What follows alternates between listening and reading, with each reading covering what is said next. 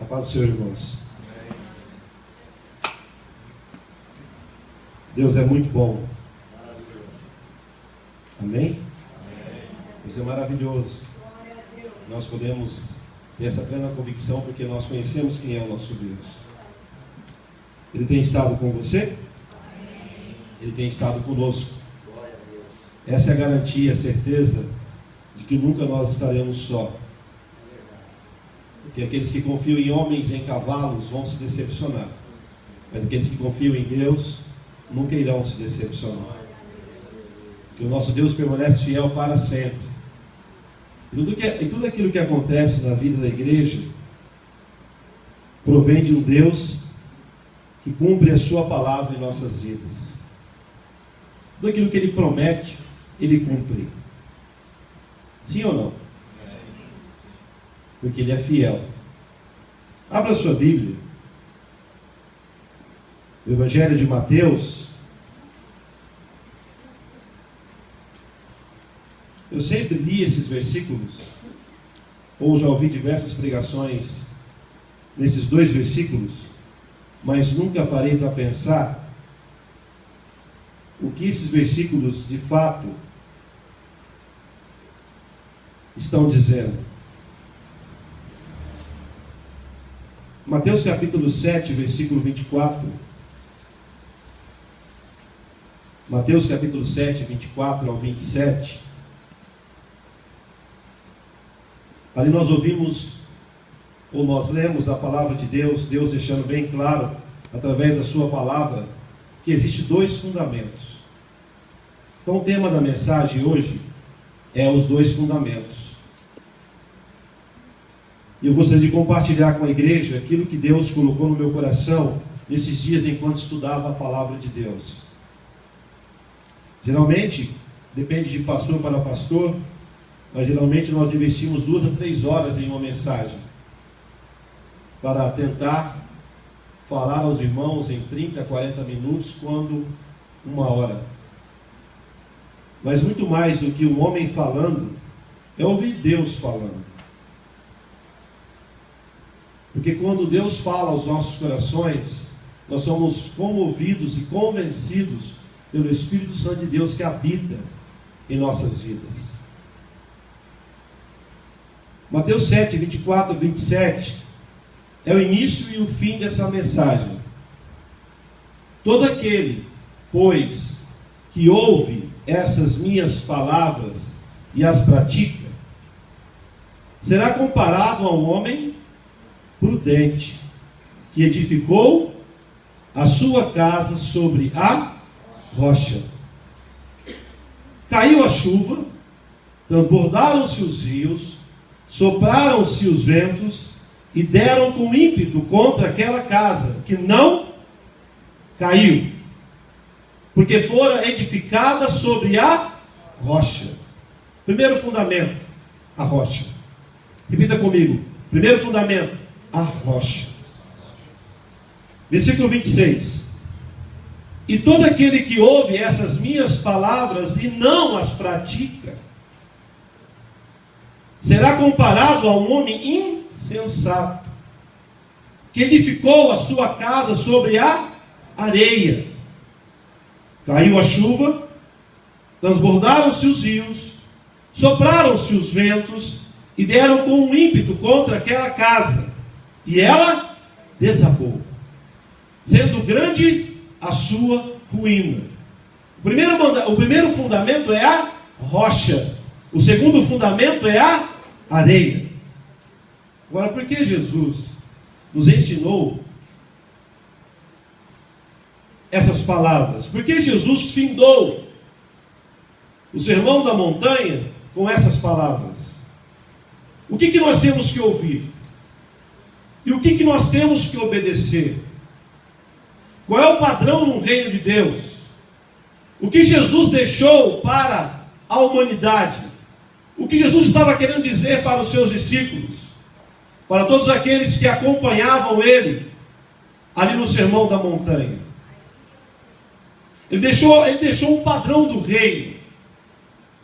Ele deixou um padrão para a igreja. Ele deixou um padrão para cada um de nós. A palavra de Deus, a Bíblia fala que ela é viva. Sendo ela viva, ela é eficaz. E ela nunca vai voltar vazia. Se houver apenas uma pessoa nessa noite que for convencida pelo Espírito Santo de Deus, glória a Deus. Se houver apenas uma pessoa que for tocada pelo Espírito Santo de Deus, nessa noite é convencida do pecado, louvado seja o nome do nosso Deus. Se nós abrimos a nossa Bíblia, lá no capítulo 5 de Mateus, eu gostaria de compartilhar com vocês o que é que nós devemos obedecer ou ouvir. O que nós devemos ouvir? Porque a Bíblia fala que aquele que ouve, para praticar, eu preciso ouvir. Para ouvir, eu tenho que ter disposição, investir tempo em falar com Deus, na minha casa. Porque a igreja começa em casa. A palavra que nós recebemos na igreja é complemento da nossa vida com Deus em casa, todos os dias. Amém? Abrindo nossa Bíblia no capítulo 5, nós vamos ver algumas orientações que o Mestre Jesus dá. No primeiro versículo do capítulo 5 de Mateus, a Bíblia diz assim: vendo Jesus as multidões, subiu ao monte, e como se assentasse, aproximaram-se os seus discípulos, e ele passou a ensiná-los, dizendo. Olha que interessante. Jesus iniciou da mesma maneira, Jesus iniciou o ministério dele, Jesus iniciou a mensagem do reino de Deus, porque era uma mensagem que vinha do alto dos céus, sobre a vida de Jesus, e Jesus estava transmitindo para os seus discípulos, para todos aqueles que estavam à sua volta, inclusive os fariseus, os saduceus, e assim por diante. Em um monte assentado, ou de pé, ou em pé, ele fala com uma grande multidão. Ele traz a palavra do reino de Deus, para que nós possamos conhecer essa palavra, e através dessa palavra ser liberto pelo poder da palavra de Deus. E sendo libertos através dessa palavra, nós iremos praticar aquilo que nós ouvimos através de Deus, que é o Senhor das nossas vidas. Onde Moisés estava quando recebeu os 10 mandamentos? No monte. Da mesma forma que Moisés recebeu os 10 mandamentos do monte, Jesus está em um monte, representando Deus, trazendo a palavra do reino de Deus, para que eu e você pudéssemos conhecer essa palavra, ser libertos por essa palavra, e colocar em prática aquilo que Deus tem nos ensinado há mais de 2000 anos. E Jesus nos ensina: felizes ou bem-aventurados os humildes de espírito, porque deles é o reino dos céus. Essa é a palavra que eu e você devemos praticar. Os humildes de espírito, sabe quem são os humildes de espírito? Aquele que tem consciência que em si mesmo não podem alguma coisa, mas em tudo que os humildes de espírito vão fazer, eles dependem de Deus. Ser humilde de espírito é depender de Deus. Ser pobre de espírito é saber que tudo vem de Deus. Não é confiar na sua própria justiça, na sua própria capacidade, mas é confiar que Deus é quem nos capacita, é confiar que Deus é quem santifica as nossas vidas, é confiar que Deus está conosco em todo o tempo, e que se nós conseguimos levantar amanhã, é porque Ele nos concedeu vida. Bem-aventurados os que choram, porque serão consolados. Os que choram não é o fraco, não é o derrotado, mas o que chora são pessoas que são sensíveis à voz do Criador. Os que choram têm a sensibilidade de poder entender que Deus é quem vai confortar o seu coração. Eu estou disposto a ouvir a voz de Deus. Os que choram é aqueles que são sensíveis à vontade do Espírito Santo de Deus. Não é o derrotado, não é o fraco, mas é aquele que tem a sensibilidade do Espírito Santo de Deus pulsando em seu coração. E tendo essa sensibilidade, ele vai ser sensível diante das situações da vida, diante das pessoas, e sensíveis diante da pessoa de Deus.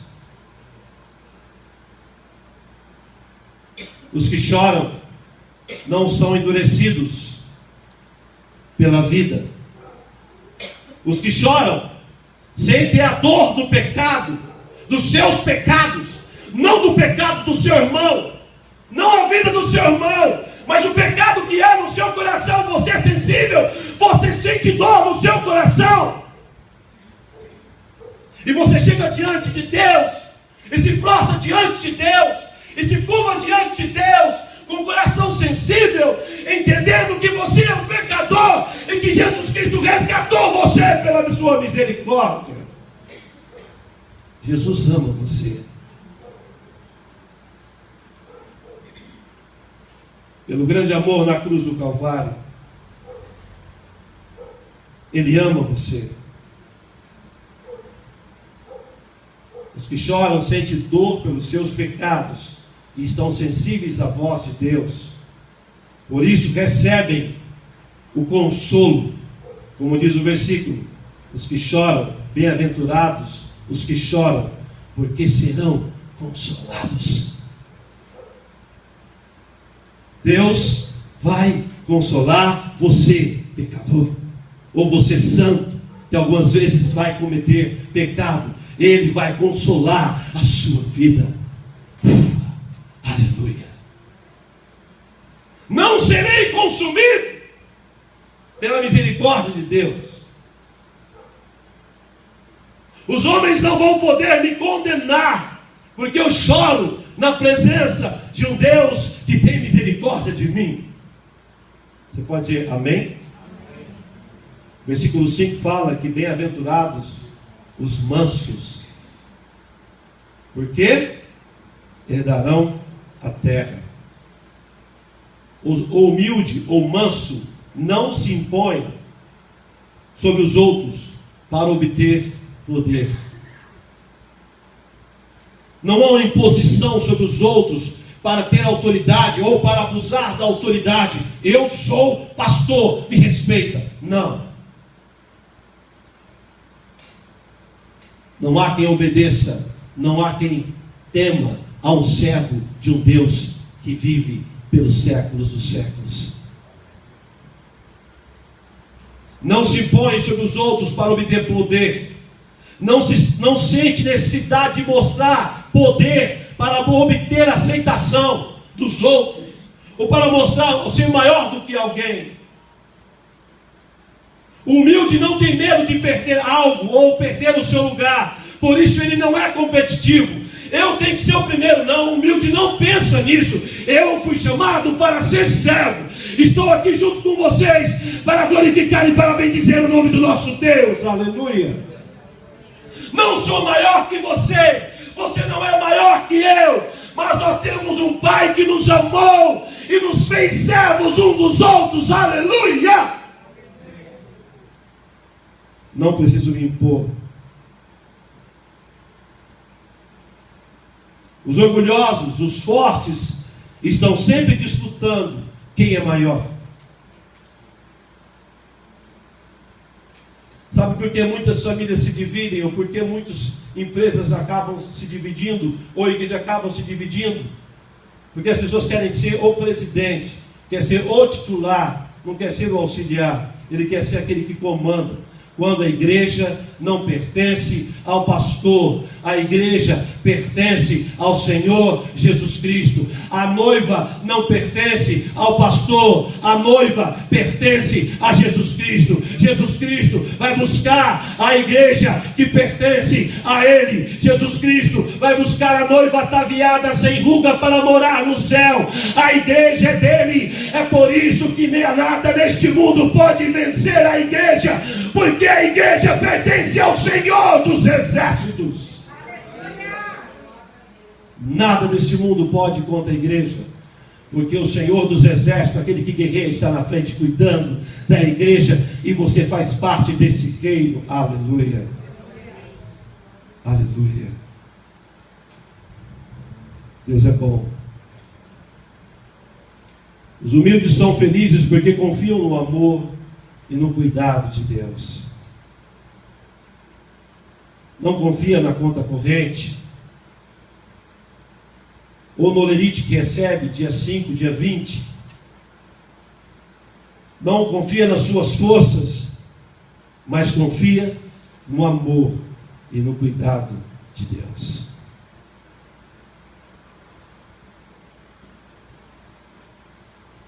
Se você está sofrendo, se você está passando luta ou dificuldades, não tenham medo, nem fiquem temerosos, porque o Senhor dos exércitos é com você.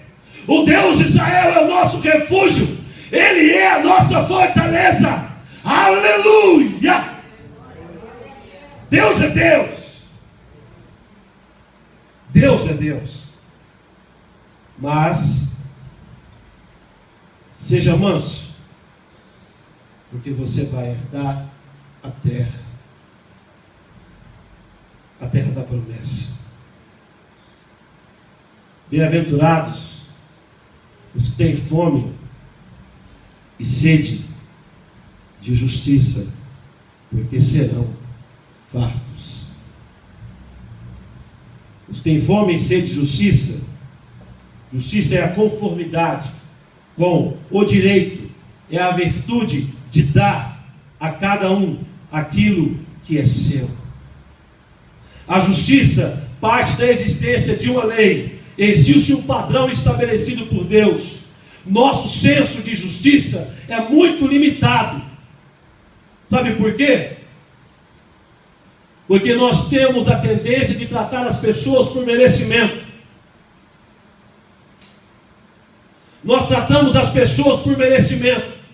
Se ela merecer, ela vai receber. Se ela não merecer, ela não vai receber. O nosso Deus não pensa dessa forma. Sabe por quê? Porque Deus não nos trata como nós deveríamos ser tratados. Porque a Bíblia fala que a misericórdia dele é o fato de eu e você não sermos consumidos. Agradeça ao Senhor porque Ele tem misericórdia da sua vida. Porque Ele não nos trata segundo o nosso pecado. Então Deus é justo. Deus é justo. Deus é justo. Deus é justo. Aleluia. Você pode dizer amém? Você pode dizer glória a Deus? Aleluia. Deus não nos trata como merecíamos ser tratados. Por quê? Porque Ele ama você. Os que têm fome e sede de justiça sabem que em si mesmos não são justos, que o seu senso de justiça é tortuoso e que precisam da graça de Deus. É Ele quem justifica você. É Ele quem justificou você. É Ele que pegou aquela capivara de dívida que você tinha contra Ele, rasgou, cravou na cruz do Calvário. A minha dívida, a sua dívida, Jesus já pagou. Aleluia. Eu sou livre. Nós somos livres. Jesus nos libertou da escravidão do pecado. Amém? Aleluia. Aleluia. Quem é livre, levanta as mãos. Deus me libertou. Deus libertou você. Aleluia. Deus é bom. Fala ao seu irmão, Deus se libertou, para acordar ele. Deus se libertou, meu irmão. Deus se libertou. Aleluia. Bem-aventurados os misericordiosos, porque alcançarão misericórdia. Os misericordiosos sabem o quanto foram perdoados por Deus e por isso disponibilizam perdão, disponibiliza perdão, disponibiliza perdão. Este é o fruto de uma vida controlada pelo Espírito Santo de Deus. Quem é controlado pelo Espírito Santo de Deus perdoa. Só conseguiremos ser misericordiosos se enxergarmos as pessoas sob a ótica de Deus. Da mesma forma que Deus nos observa, Deus nos olha, nós devemos olhar as pessoas.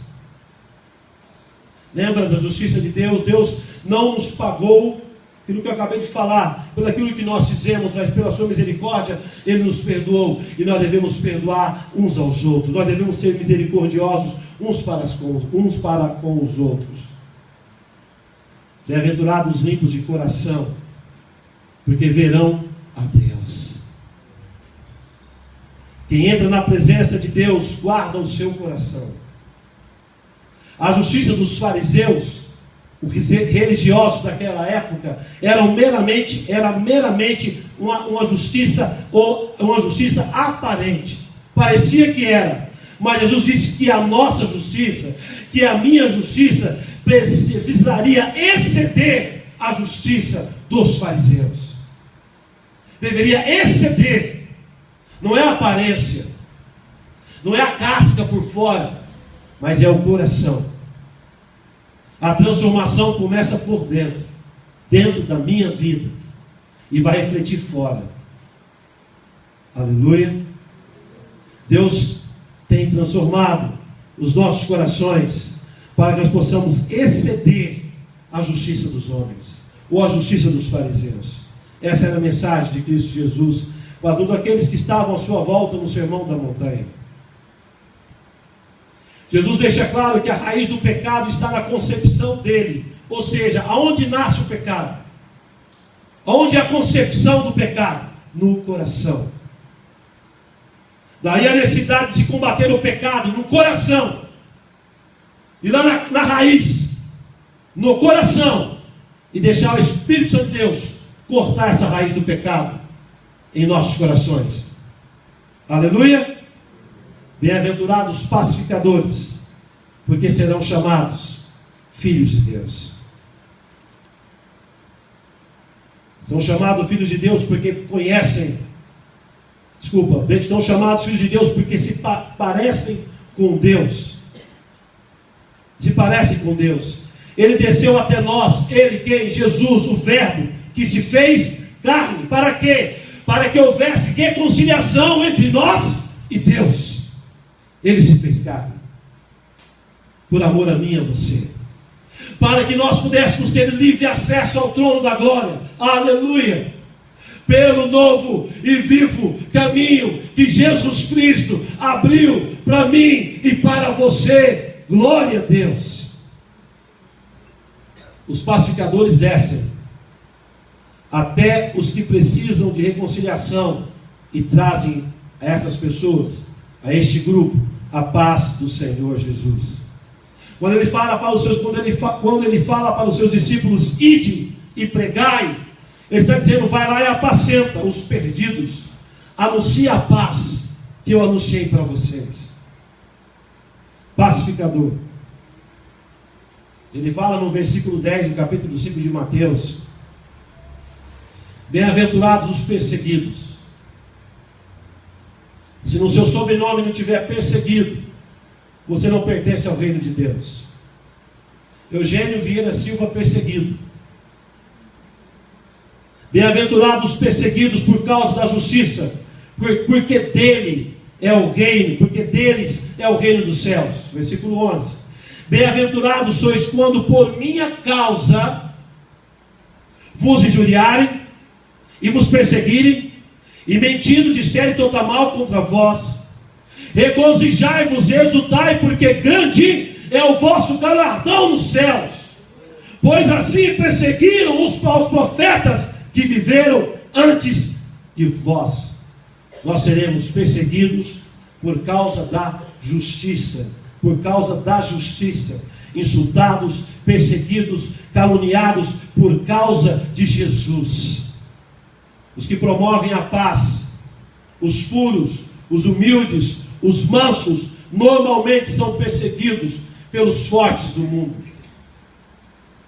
O mundo, ouça bem o que eu vou dizer, o mundo não está em concordância com o jeito de viver dos discípulos de Jesus Cristo.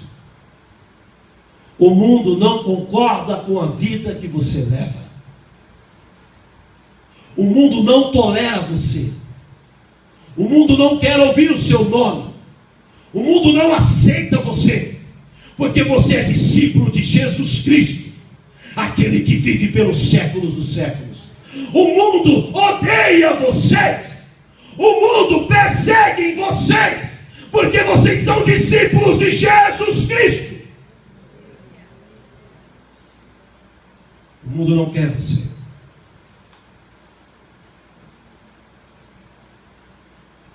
Existirá conflito entre nosso modo de viver e entre o modo de viver do mundo.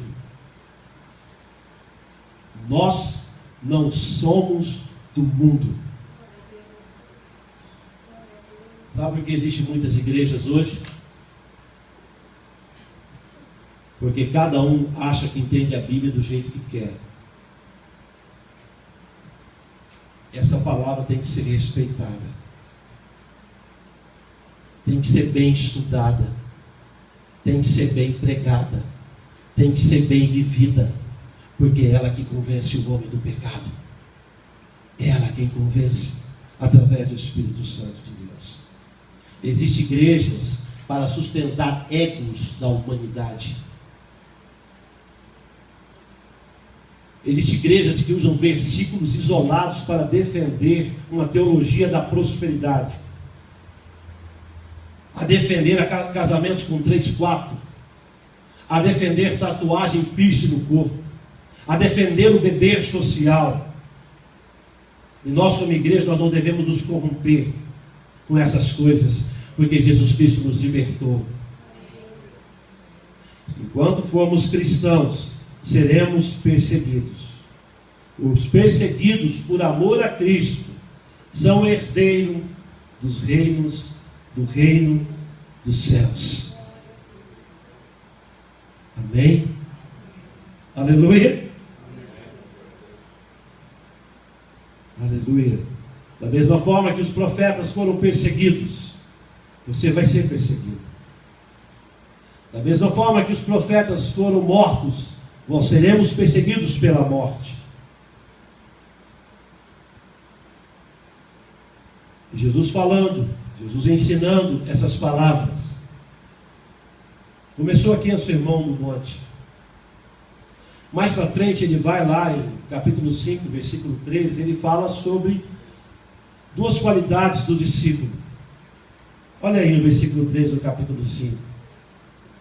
Vós sois o sal da terra. O que você é? Sal. Ora, se o sal vier a ser insípido, como lhe restaurar o sabor? Para nada mais presta, senão para ser lançado fora e ser pisado pelos homens. Segunda qualidade, versículo 14. Vós sois a luz do mundo. Não se pode esconder a cidade edificada sobre um monte. Você é sal e você é luz. Olha Jesus ensinando os discípulos. Discípulos, vocês são sal, tá? E vocês são luz. Olha os ensinamentos de Cristo. 38. Ouviste o que foi dito. Olho por olho, dente por dente. Eu, porém, vos digo. Jesus ensinando. Não resistais ao perverso, mas a qualquer que te ferir na face direita, volta-te também a outra. E ao que quer demandar contigo e tirar-te a túnica, deixe-lhe também a capa. Se alguém te obrigar a andar 1 milha, vai com ele 2. Dá a quem te pede, e não volte as costas ao que deseja que lhe emprestes. Olha a continuação, a continuidade dos ensinamentos de Jesus Cristo. Você ouviu isso muito nas igrejas?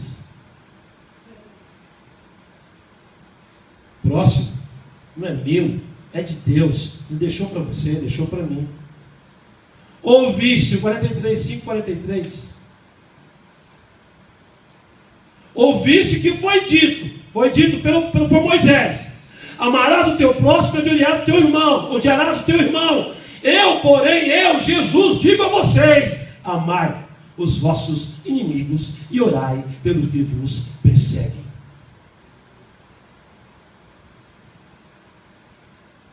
Para que vos torneis filhos do vosso Pai Celeste, porque Ele faz nascer o seu sol sobre os maus e bons, e vir chuva sobre justos e injustos. Vai lá para o capítulo 6,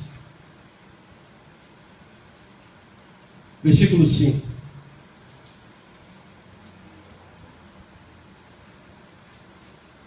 Ele ensina, ele deixa claro. E quando orardes, não sejais hipócritas, porque gostam de orar em pé nas sinagogas e nos cantos das praças. Para quê? Para que os outros possam ver que ele tem uma vida de oração. É exterior, é externo. Deus não ouve. Deus ouve a oração daqui, ó,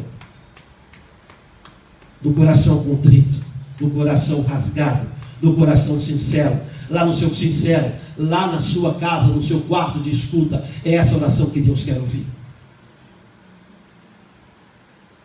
que reflete na vida da igreja, para serem vistos pelos homens. Em verdade vos digo que eles já receberam a recompensa. Tu, porém, quando orares, entra no teu quarto, fecha a porta, orarás a teu Pai que estás em secreto, e teu Pai que vem em secreto te recompensará. A recompensa vem do Pai para o Filho. Eu e você, nós somos filhos de Deus. Põe a mão no coração. Eu sou filho de Deus. Você é filho de Deus. Ele vai recompensar você. Vamos para o versículo 25, 6, 25. Eu estou resumindo.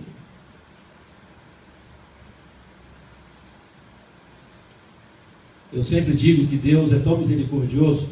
Eu não sei se o Tiago, o pastor Justino, a pastora Henrique, Isabela prepara a mensagem em pé, mas eu preparo a mensagem sentado, porque quando Deus fala comigo, graças a Deus eu estou sentado, para que eu possa ficar em pé aqui pela misericórdia dele, falar com vocês que estão sentados ouvindo dele. Quando ele falou comigo sobre isso, aleluia, eu estava sentado. Olha o que ele diz aqui: por isso vos digo, não andeis ansiosos pela vossa vida, quanto ao que haveis de comer ou beber, nem pelo vosso corpo, pelo que haveis de vestir. Não é a vida mais do que o alimento? E o corpo mais do que as vestes? Observai as aves do céu, não semeiam, não colhem, não ajuntam em celeiros, contudo vosso Pai Celestial a sustenta. Porventura não valeis vós muito mais do que as aves? Qual de vós, por mais ansioso que esteja, pode acrescentar um côvado ao curso da sua vida? E por que andais ansiosos quanto ao vestuário? Considerai como crescem os lírios do campo. Eles não trabalham e nem fiam. Eu, Jesus falando aos discípulos e a todos aqueles que ouviam, eu, contudo, vos afirmo que nem Salomão, o rei mais rico da nação de Israel e o mais sábio, em toda a sua glória, com toda a grana no banco, se vestiu como qualquer deles, os lírios. Quem cuida dos lírios é Deus. Quem cuida dos filhos é Deus.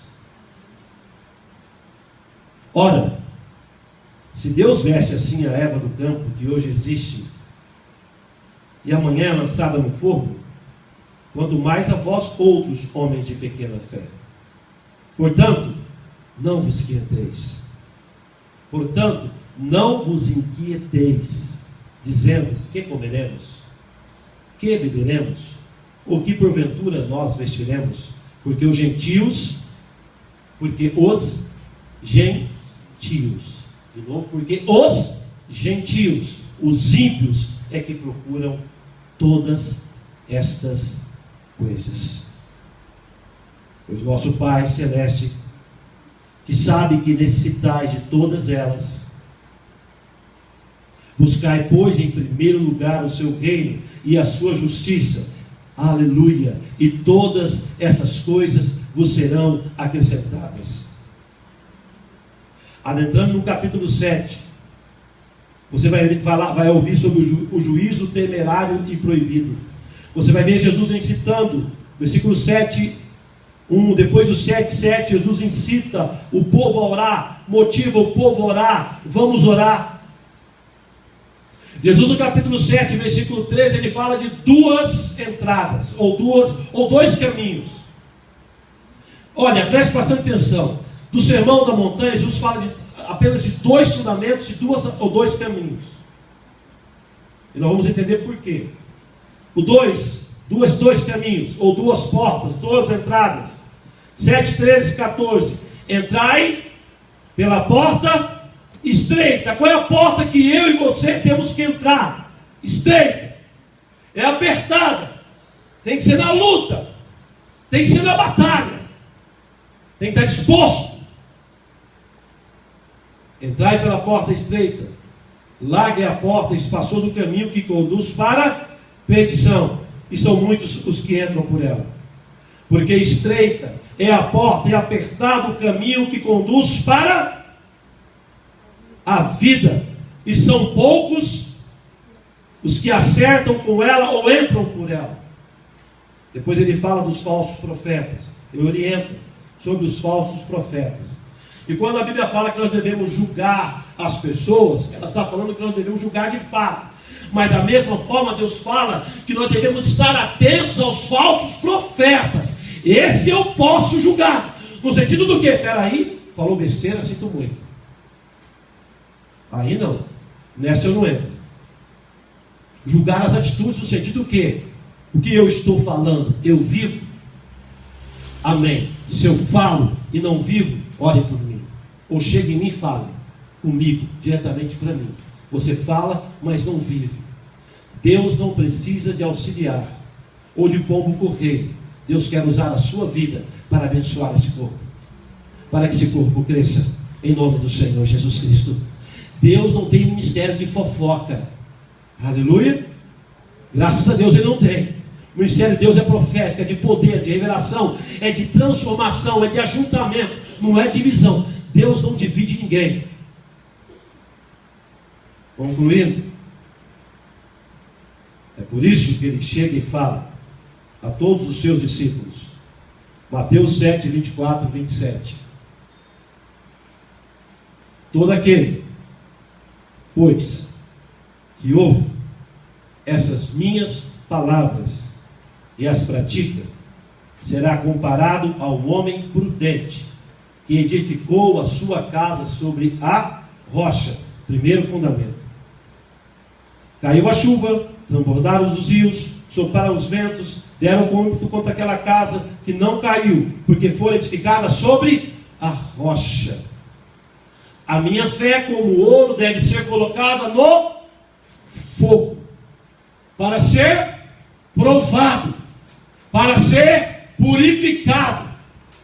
Assim, a nossa vida é provada por um Deus que é justo, que é poderoso. E quando a minha fé, e quando a nossa fé, a nossa vida está alicerçada na rocha, nada, ninguém pode abalar a nossa vida, a nossa fé, porque os nossos pés, a nossa fé, a nossa vida está na rocha. E as pessoas te conhecem não pelo que falam, mas pelo que você faz. Amém? Segundo fundamento, e todos aqueles que ouvem essas minhas palavras e não a praticam, tudo aquilo que Jesus ensinou, nesses versículos, nesses capítulos, antecedendo o capítulo 7, entre outras coisas, que ouve essas minhas palavras e não as pratica, será comparado a um homem insensato que edificou a sua casa sobre a areia. Segundo fundamento, a areia. Ele pode construir a sua fé, a sua casa sobre a areia, mas vai vir o juízo de Deus, vai vir a prova de Deus, e essa casa vai cair, vai ser abalada, vai ser destruída, não vai permanecer, porque está no fundamento errado, está no fundamento não da teologia, ou de um Deus que vive sobre a nossa mente e coração, mas está sobre a axiologia. Eu acho que a Bíblia diz isso.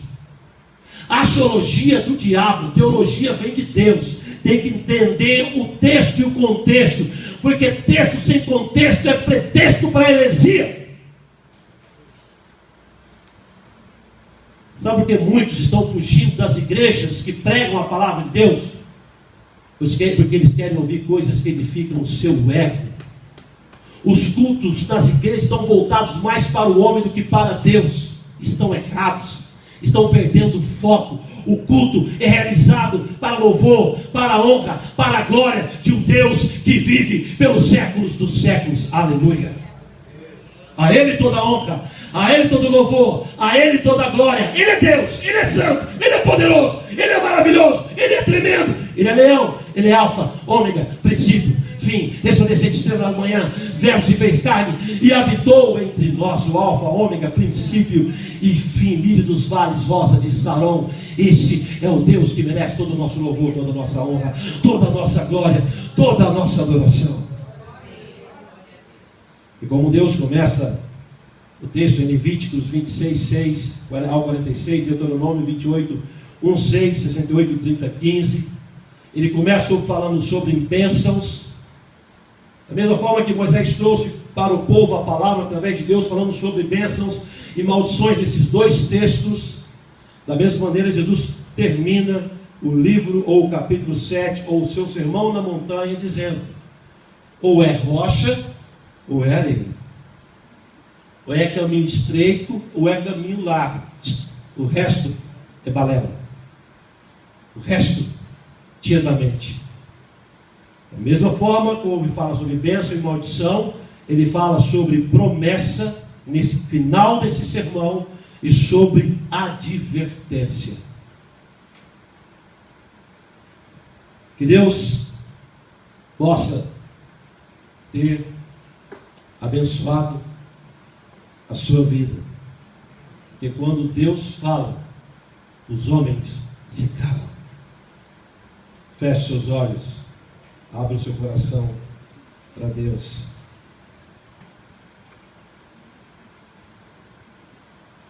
Senhor Jesus, ajuda-me. Eu preciso de Ti.